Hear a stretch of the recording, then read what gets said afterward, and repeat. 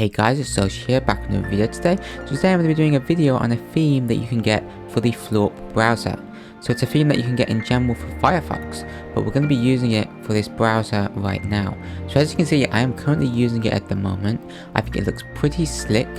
It's very nice to look at. You've got a blue around here outline. You've got this here, going to this and this. It looks very, very nice.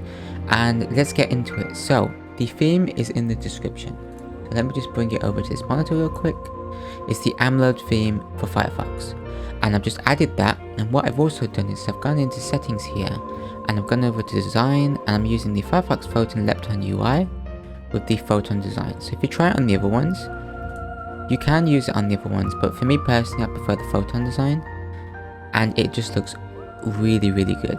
If you use this with Dark Reader, which is an extension which basically makes the web pages dark in the background, so it removes the white. It works really, really well. It's a great theme, and you see, as you can see, a theme for Firefox that makes the browser look like a full black canvas. Simple, sleek and stylish, perfect for those who want to focus on their content without distractions. So if I disable it, we've got this theme here, which is the default, but let me just enable it right now. And yeah, it just looks really good, really nice theme.